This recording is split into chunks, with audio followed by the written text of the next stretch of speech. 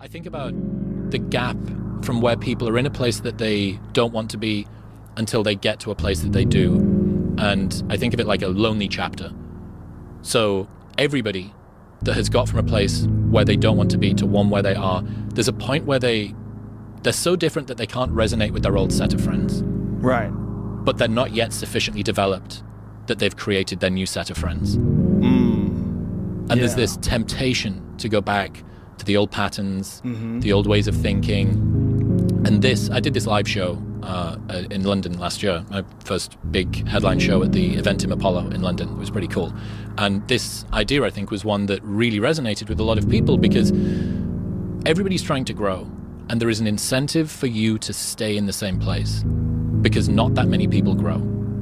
Most people don't change. Right. They make little changes. You know, they'll cut their hair or they'll lose 5 pounds or, you know, they'll switch from one company to another. But how many people do you know that have lost 50 pounds or moved to a different country or have genuinely changed the way that they see the world? It's pretty rare. It's not that common. And we are such mimetic creatures. We're so shaped by the people around us that we can't help but be tempted. You know, you're going to have to do something. If you want to go from where you are to where you want to be, you're going to have to do something that makes you more different, more weird, more easy to be mocked, especially if you come from a country like the UK where I'm from. Being different's not particularly celebrated in that way. It's the sort of thing that's quite easily mocked. There's a big culture of piss-taking. And if you start, what are you talking to people on the internet for? It's fucking weird. Like, that's stupid. That's not going to work. Why are you going to do that? So if you don't have that level of enthusiasm, there is no support around you to tell you that the thing that you're trying to do, the taking up the martial art, why are you training this taekwondo bullshit, like, you know, fucking 6 nights a week? Why are you coaching all of these mums and all of these like old guys on how to do tai chi or whatever? Why are you doing that? Well, because maybe I'm sort of pulled to it, and there is this temptation to go back to your old ways of thinking. Go back to the road that you already know how it's going to end. And I get the sense that this is not a bug, it is a feature. It's a part of moving from a place that you do not want to be to one that you do. And for the most part, you actually need to live through this lonely chapter. And you look at it and you go, well, the fucking Rocky montage was 3.5 minutes. For me, it's been 5 years. Where's the championship ring? You know what I mean? I haven't won the fight. Where's Apollo Creed? None of this stuff's happened. The thing that I wish more stories talked about, if you watch it in the movies, yeah, sure, there's ups and downs in the journey of the athlete that's going to change his life around and get the girl. But his self-belief never wavers, right? He makes the decision, and it's one straight shot, typically. And there'll be some challenges, but he'll get there. His self-belief never wavers. I don't think that that's what the experience of doing personal growth is like at all.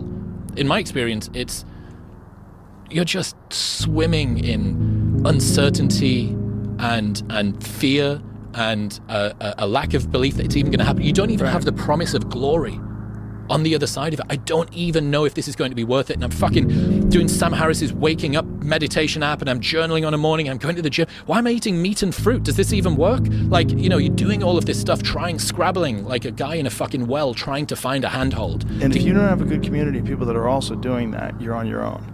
Yeah. Yeah. And this is most people's experience, because if most people don't change, you are going to be an outlier if you're somebody who does change. I think about personal growth kind of like a rocket ship taking off. And as you take off, you've got a particular velocity that you're moving at. And what you want is to find other people moving at the same velocity as you. But the quicker that you move, the fewer people are going to be like you, right? So some people will be ahead of you, and you're in this lonely chapter, and then you catch up to them. And then, oh no. And this isn't, you know, some comment on people that work on themselves are like morally better or worse than anybody else, but it's just a stark sort of fact about you talk to people and you resonate with people that are at the same level of life as you are, and that kind of makes sense. You have things to discuss. You're encountering the same sorts of challenges, whether it's in terms of your self-worth or your wealth or your relationship status or all of these things. Birds of a feather, right? And you know, one of the, I guess, difficult realizations of people who want to change their life is that if you do it well, you might have to go through a period where you let go of all of your friends. But the really bad realization is if you do it really well, you might have to do that multiple times throughout your life. You find a group of people. Finally, I've landed after that period where I was on my own and I didn't really understand. Oh fuck, I'm still going. I now need. You mean I got to do it again? Yeah. I've got to do it again. I just thought that I'd found my group, and I've got to do it again. This lonely chapter thing is it's a big deal, and I think that it explains why so few people make big changes. Because the temptation is always going to be to just go back to what's normal, go back to what I know.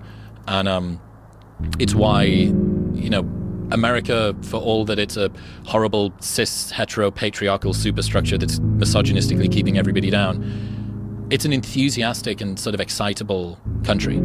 And you guys have kind of got permanent first line cocaine energy about everything.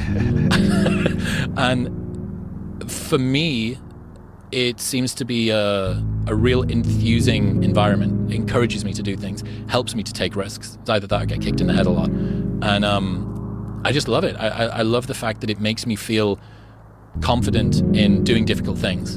And I wish that more people had that community around them. I think largely Reddit is just a website filled with people who couldn't find other people to talk about their niche in their hometown. Like this particular there's a lot of that, right? Warhammer 40k version or whatever. Yeah. But yeah, it's difficult. And when you get to the stage where you're faced with some personal growth decision, you're always going to have to make this value exchange of, do I want to move forward on my own, or do I want to go back with my friends? It's a good point, man.